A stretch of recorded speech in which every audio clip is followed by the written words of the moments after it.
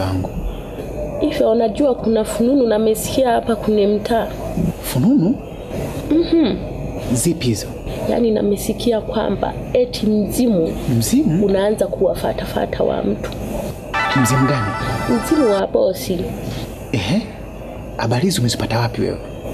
Yaani hapa mtaani yamezagaa kabisa. Yaani wa mtu wamesema. Yaani hasa wa mtu wanaohusika wale warafiki wake wa karibu. Unajua hizi habari ni nyeti sana. Lia kunyetisha wewe ni nani? Acha kusema mambo za nyeti. Sasa kama ni kesi mimi ananihusu nini?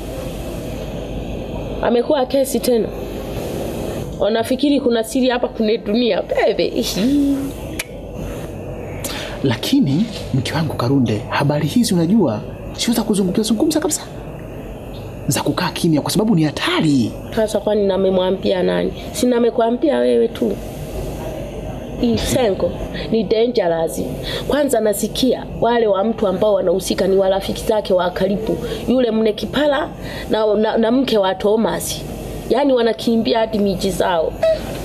Unajua mke wangu hizi habari sitaki hata kuamini kwamba hata wao pia wanahusika. Senko. Lakini afadhali yangu mimi niliyekuwa ninaingia kwa bosi na kutoka na kufanya shughuli ndogo ndogo kama kukatakata nyasi, kukatakata maua. Lakini wewe uliokuwa unafanya kazi za ndani mle, kama unahusika na chochote kile, okoji juu. Stop talking about this.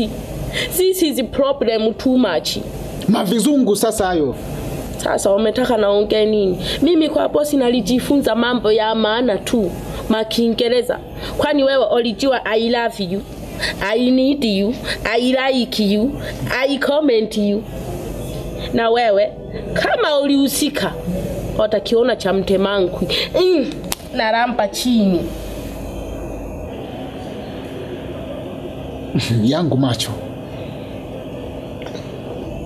Hata kama yako macho mimi hebu niache. Nitajitaja. Wapi sasa unaenda? Kwani hujui muda?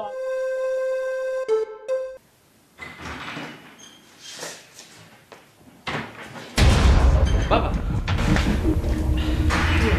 Jumbe. Unashtua hivi, unajua kuna pressure? Kwanza sema na kushtua. Taarifa nimepata mzee. Sio nzuri kabisa kwa upande wangu. Taarifa gani? Huwezi kuamini je? Amefariki. My God. Na sio David, mpaka binti yake.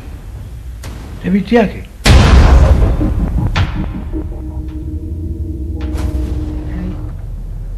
Ni laana au ni dhambi? Kibaya zaidi. Nasikia mzimu wake unatokea wapi? Wale wote walifanya ubaya. Lakini mzee kama ulifanya ubaya, nimetaka simu. Baby. Mimi sikufanya ubaya. Wala mimi sina ugomvi nawe kabisa. Mwana unaongea na nani? Mimi si chochote baby. Mimi sihusiki baby. Yaani nisamee tu ule kwa. Yaani wewe bado tu. Bado ni rafiki yangu. Nisamee tu. Mzee ndo anafahamu kila kitu kuhusu. Sawa, unaongea na nani? Subiri.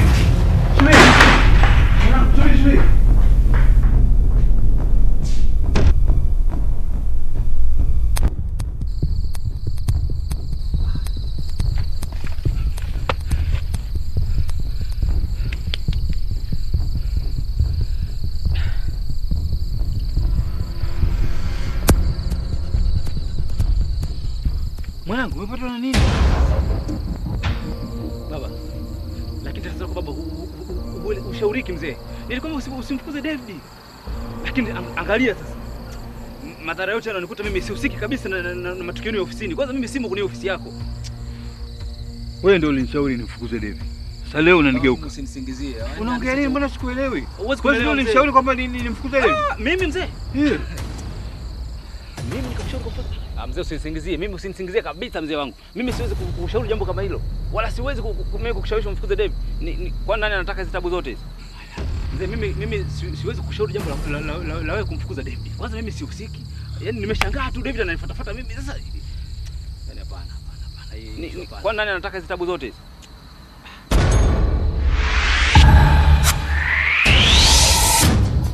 Jombe. Kumbuka kila unachokizungumza ni uongo. Unamsingizia mzee. Hapana. Unamsingizia. Unajua kwamba kila unachokizungumza ni uongo? No, David hapana.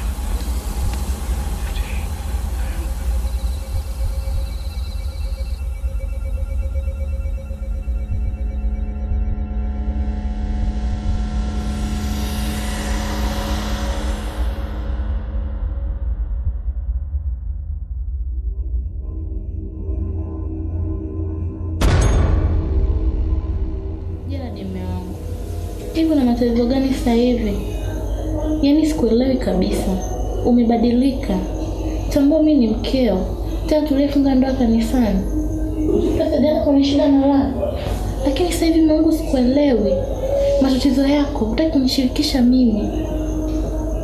Una nini mume wangu?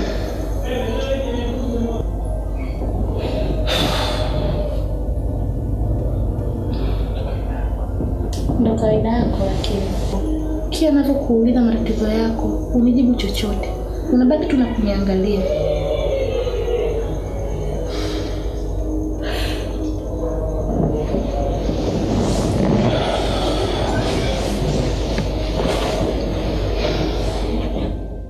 Sasa mimi naongea afu unalala.